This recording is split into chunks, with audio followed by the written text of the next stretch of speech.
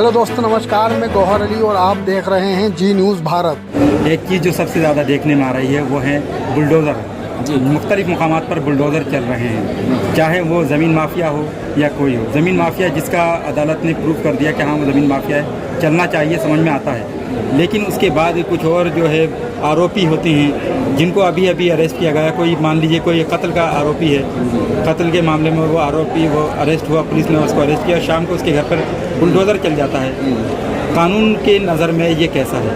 ये बिल्कुल इल्लीगल है। मैं समझता हूँ मेरे दृष्टिकोण से बिल्कुल जो है गैर कानूनी है। किसी भी ऐसे व्यक्ति को जिसके विरुद्ध कोई प्राथमिक किसी थाने में दर्ज हुई है और उसके बाद जब तक इन्वेस्टिगेशन नहीं हो जाता, चार्जशीट कोर्ट में फाइल नहीं हो जाती और वो दोष सिद्ध नहीं हो जाता, तब तक उसकी संपत्ति को डिमोलिश कर देना, मैं समझता हूँ ये किसी भी स्तर पर ठीक नहीं। एक तरह से देखा जाए तो ये कानून की हद है। इसमें किसका आप दोष समझते हैं? क्यों ऐसा ये किया जा रहा है? क्या अगर किसी स्टेट लेवल पर इस तरह का कोई प्रोविज़न लाया गया है, कोई एक्ट बनाया गया है, तो ये गलत है। क्योंकि कोई भी सरकार स्वयं अपने आप में कंप्लेनेंट और खुद ही एज ए जज काम नहीं कर सकता।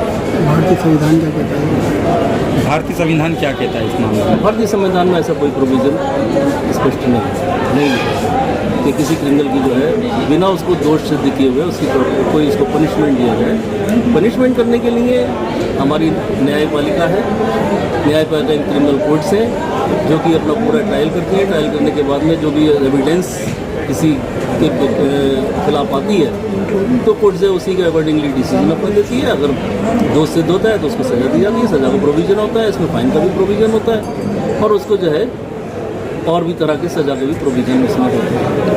चुनौती दे सकते हैं तो इसको सर किस तरह से चुनौती दे सकता है एक आरोपी जो है, अगर उसके साथ ऐसा होता है? अगर कोई हिम्मत करे तो इस एक्ट के विरुद्ध आप कोई जनहित याचिका सुप्रीम कोर्ट में जा सकते हैं और मैं समझता हूँ इसमें करना चाहिए, ज़रूरी। अब आपसे जानना चाहेंगे, जिस तरह से योगी सरकार 2.0 के बाद एक नाम जो सबसे ज़्यादा सामने आ रहा है वो है बुलडोज़र का। मुख्तलिफ़ मुकामात पर जो कार्रवाइयाँ की जा रही हैं बुलडोज़र के ज़रिए, सरकार की तरफ से कार्रवाइयाँ की जा रही हैं। अभी जिस मुलजिम का जुर्म साबित भी नहीं हुआ उससे पहले उस पर बुलडोज़र चला दिए जाते हैं उसके मकान पर, कितना दुरुस्त है? जिस तरह से रामपुर के लालपुर का वाक़या पेश आया कि मुलजिम को गिरफ़्तार किया गया, वो कत्ल का मुलजिम था, गिरफ़्तार किया गया, उसके अगले दिन उसके घर पर बुलडोज़र चला गया, कितना दुरुस्त?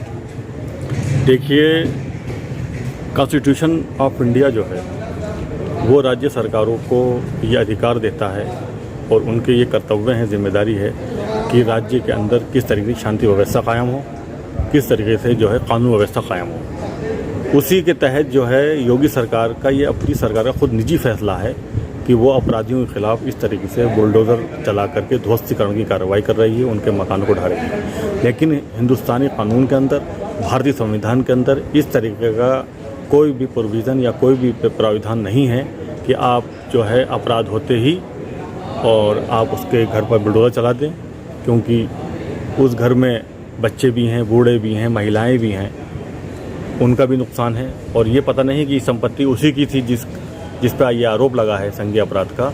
ये कैसे साबित करेंगे कि ये मकान उसी का ढाया हुआ है?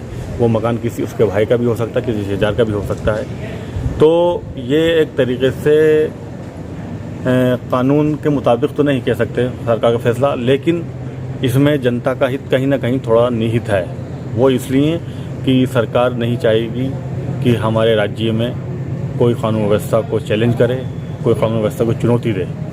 उसके लिए उन्होंने ये अपना निजी फैसला लिया है बुलडोज़र चलाने का अपराधियों के मकान पर, उनकी बिल्डिंगों पर, उनके पिछली थानों पर। तो ये सिर्फ इसलिए है कि समाज में शांति व्यवस्था कायम रहे और कोई कानून व्यवस्था को चुनौती ना दे सके। लेकिन भारतीय संविधान में और भारतीय कानून के अंदर इस तरह का कोई प्राविधान नहीं है। ये कानून संगत या न्याय संगत फैसला नहीं कहा जा सकता। जी, तो दूसरा सवाल ये है कि क्या ये किसी एक ख़ास कम्युनिटी को, एक ख़ास समुदाय को निशाना बनाना तो नहीं है कहीं? इसके ज़रिए जिस तरह से कार्रवाइयाँ सिर्फ एक ख़ास कम्युनिटी पर होती दिखाई दे रही हैं यूपी के अंदर। सरकार की नज़र में अपराधी होता है, वो ना किसी धर्म का होता है, ना किसी संप्रदाय से ताल्लुक़ रखता है, और अपराधी की ना कोई जात होती है, ना कोई धर्म होता है। अपराधी सिर्फ अपराधी होता है। तो सरकार की मंशा तो इसमें कोई गलत नहीं दिख रही है कि सिर्फ एक विशेष संप्रदाय के खिलाफ जो है ये बुलडोज़र की कार्रवाई चल रही है। जिसने भी अपराध किया है, चाहे वो किसी भी धर्म संप्रदाय का हो, उसके खिलाफ जो है कार्रवाई करना चाहिए। और इसमें पक्षपात नहीं होना चाहिए कि साहब कोई धर्म विशेष का अगर है अपराधी तो उसके खिलाफ बहुत ज़्यादा कार्रवाई कर दी उत्पीड़नात्मक की या ध्वस्तीकरण की, और कोई दूसरे संप्रदाय का है तो उसमें थोड़ी सी रियायत बरत दी, क्योंकि अपराधी अपराधी होता है और अपराधी की कोई विशेष जाति या कोई धर्म नहीं होता। क्या कानून में, क्या संविधान में ऐसे कुछ प्रावधान है कि सरकार किसी को अपराधी समझ सकती है, अपराधी समझने के बाद उस पर कार्रवाई कर सकती है?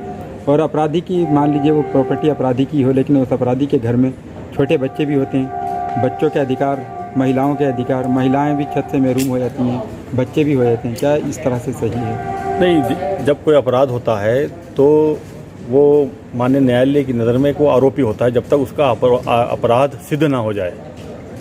अगर सिद्ध होता है तो उसको कन्विक्ट करने के बाद अदालत कानून के मुताबिक सज़ा देती है, और अपराध साबित नहीं हुआ तो उसे दोष मुक्त कर दिया जाता है। तो ये सब अदालत कानून के मुताबिक तय करती है। सरकार जो है उसको अपराधी मान करके उसके खिलाफ जो कार्रवाई करती है, उत्पीड़नात्मक कार्रवाई, अगर उसके अंदर पक्षपात है तो वो गलत कहा जाएगा और वो न्याय संगत नहीं कहा जाएगा। इसमें दो बातें हैं कि अगर कोई विशेष संप्रदाय का व्यक्ति है, उसके खिलाफ अगर कोई ज़्यादा कार्रवाई हो रही है और दूसरे संप्रदाय का जो अपराधी है उसके खिलाफ कम हो रही है, तो इसमें पक्षपात कहा जाएगा, क्योंकि सरकार की नज़र में सिर्फ एक नज़र होना चाहिए, एक दृष्टि से काम करना चाहिए।